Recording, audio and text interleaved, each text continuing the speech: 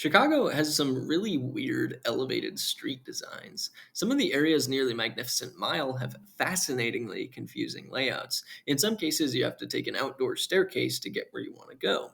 And there's a whole network of multi level streets outside of those visible examples. This piece of Chicago's fabric has always fascinated me.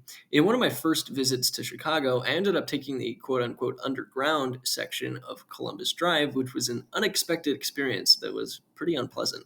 My curiosity led me to wonder why on earth this maze was created. Now, there are two answers to this question. Number one is the simple and easy to understand answer, which is that they wanted to improve traffic flow at the street level.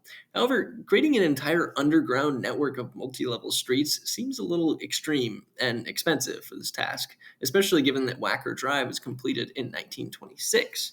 Los Angeles can't get this done in the 2020s, even with the technology of the Boring Company.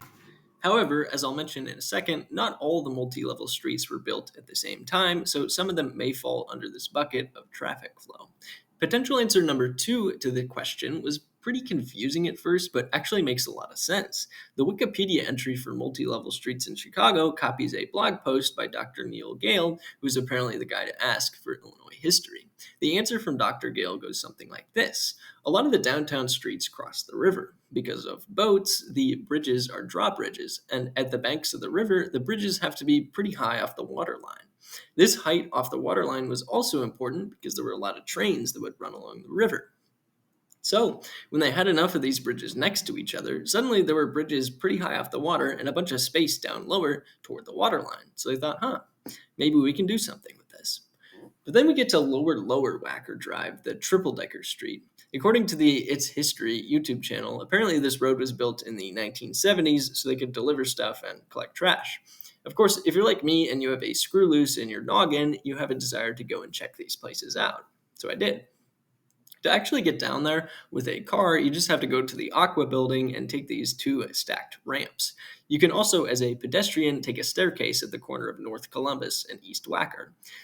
And it's actually less sketchy than I imagined. It's kind of just empty and smells a little bad. The lowest level is more pleasant than the second tier Wacker because there's less traffic. There is surprisingly parking down there, although I did witness a tow truck grabbing somebody's car. Towing down there must be convenient because the city impound lot is down on lower Wacker. Side note, I think I may have found the best place in the city to watch the river dying on St. Patrick's Day. I'm sure other people know about it too, and the cops probably block it off. But on the off chance they don't, the lower level of DuSable Bridge on Michigan Avenue has got some pretty prime views of the city. Thanks for watching.